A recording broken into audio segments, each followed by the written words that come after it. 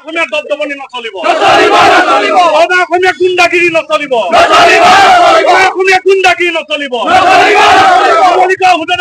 অসমীয়া গুণ্ডামি নচলিব।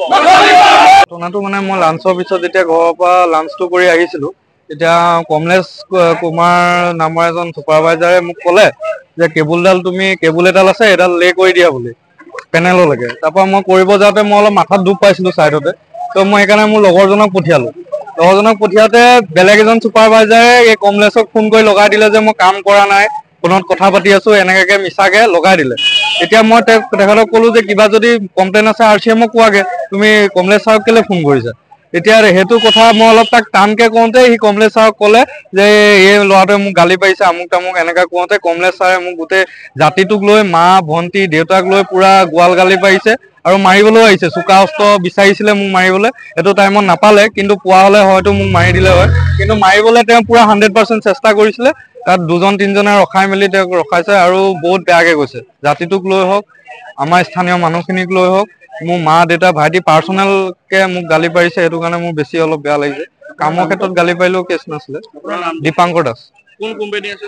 এইটো ষ্টাৰলিং। তেওঁ ছুপাৰভাইজাৰ কৰে, কমলেশ কুমাৰ বুলি গম পাওঁ নামটো। ক'ৰ হয় বিহাৰৰ। আৰু দুজন ছুপাৰভাইজাৰো আনিছে, সি তাৰ ভায়েকে নে কি নাজানো, যিজনৰ কাৰণে কাজিয়া হ'ল সি তাক ফুল চাপৰ্টত লৈ তাৰ ভুল শুদ্ধ নাচাই মোক মানে গালিৰ পৰা গালি পাৰি আছে। চবৰ আগতে মোক মানহানি কৰিলে আৰু প্ৰহাৰ কৰিবলৈ পুৰা চেষ্টা কৰিছিলে। ওচৰত তেখেতক ধৰি ৰাখিছিলে কাৰণে নোৱাৰিলে, কিন্তু অকলে হয়তো যদি আজি আমি দুটা অকলে থকা হলে তেখেতে মোক মাৰি হয়তো বহুত আঘাতপ্ৰাপ্ত কৰালে। এতিয়া আপুনি কি বিচাৰে? এতিয়া মই এইটোৱে বিচাৰো যে জাতিটোক লৈ যিটো সি বেয়াকে কৈছে সি সেইটো শুধৰণি কৰি চৰি কওক, মাফ খুজক চবৰ আগত। আৰু মোক মা দেউতা ভন্টিক লৈ যে কামটো এটা বেলেগ বস্তু, ফেমিলি এটা বেলেগ বস্তু, এই দুটাকে ইনক্লুড কৰি গালি যে পাৰিলে সেইটো কাৰণে সি মোক ভৰিত ধৰি চৰি ক'ব লাগিব, নহলে তাৰ মই এনচাৰ বিচাৰো যে সি কেলে ক'লে সেইটো। চাওক, যিজন শ্ৰমিক আচলতে দুই প্ৰকাৰৰ থাকে, আমি সকলোৱে জানো, স্কিল আৰু আনস্কিল। যিজন মানুহে আজি অসমীয়া জাতিটোক লৈ গালি পাৰিছে, আমাৰ আই মাতৃক যোনে অপমান কৰিছে, সেইজন এজন স্কিল লেবাৰ। তেখেত পঢ়া শুনা এজন ছুপাৰভাইজাৰ, যিজন বহিৰাগত বিহাৰৰ পৰা ইয়াত আহি পেলাই তেখেতে আমাৰ এজন খিলঞ্জীয়া যুৱকক মাকক ধৰি গালি পাৰিছে। অসমীয়া জাতি গোলাঘাট জিলাৰ নুমলীগড় তেলগৰমৰ লোকেল ল'ৰা গোটেইখিনিকে গালি পাৰিছে। মাক বাপেকক ধৰি পেলাই গালি পাৰিছে যে যাক মাতিবলৈ আছে মাতি আন, তহঁতক আমি চাই ল'ম। সেইদৰে তেখেতসকলে কথা কিছুমান কৈছিলে। আমাক ল'ৰাজনে বীৰ লাচিত সেনা অসম আৰু AJYPক জনোৱাৰ লগে লগে আমি আহি ইয়াত উপস্থিত হলোহি। পুলিচ প্ৰশাসনে আহি উপস্থিত হৈ তেখেতক ইতিমধ্যে আটক কৰিছে বুলি আমি গম পাইছো। আমি এতিয়া থানালৈ যাবলৈ ওলাইছো। তেখেতৰ ওপৰত আমি এখন FIR ৰুজু কৰিম। কি কৰিছিলে আচলতে? তেখেতৰ একো নাই, এটা সাধাৰণ তেওঁ কাম কৰিব, যিজন লোকেল ল'ৰাজন আছিল তেখেতে মাথাত দুখ পাই থকাৰ বাবে তেওঁ কৰবাৰ এটা পাইপলাইন এডাল ধৰিব পৰা নাছিল। ধৰিব নোৱাৰাৰ বাবে তেখেতক মাৰিবৰ বাবে চোকা অস্ত্ৰৰে প্ৰহাৰ কৰাৰ এক চেষ্টা হাতত লৈছিলে। শোধনাগাৰ কৰ্তৃপক্ষই যিহেতু কৈছে অনা অসমীয়া আচলতে শ্ৰমিক নহলে নুমলীগড় শোধনাগাৰৰ কাম স্থবিৰ হ'ব, এই ক্ষেত্ৰত আপোনালোকৰ প্ৰতিক্ৰিয়া কি হ'ব? চাওক, এনেকুৱা একো কথা নাই যে বহিৰাগত মানুহ আহিলেহে কামখিনি চলিব।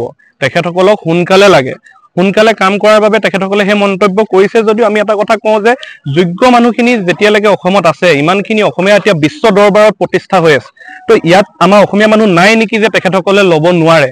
যদি তেখেতসকলে কিবা কাৰণত ইয়াত সেই স্কিল লেবাৰজন যদি নাই, তেখেতে বাহিৰৰ পৰা যদি আনিব লগা হৈছে, তাত আমাৰ কৰিব লগা নাই। ইণ্ডাষ্ট্ৰি এটা চলাবলৈ যিকোনো জেগাৰ পৰা কাম কৰিবলৈ মানুহ আহিব পাৰে। কিন্তু কথাটো হ'ল সেই স্থানীয় যিটো লেংগুৱেজ, যিটো অসমীয়া ভাষা আছে, নুমলীগড় কৰ্তৃপক্ষই যিসকলে চাহ খাই খাই অফিচত বহি থাকে দিনটো, তেখেতসকলে 15 দিনৰ অসমীয়া ক্লাছ দিয়াৰ ব্যৱস্থা কৰিব লাগে।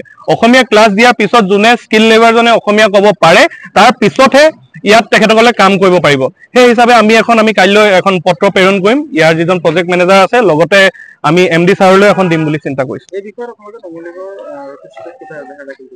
নিশ্চিতভাৱে আমি এজেহাৰ দিম, আমি দল সংগঠনে এজেহাৰ দিম, ৰাইজে এজেহাৰ দিব, ইউনিয়ন যিখিনি ভিতৰুৱা ইউনিয়ন আছে তেখেতসকলে এজেহাৰ দিয়াৰ কথা কৈছে।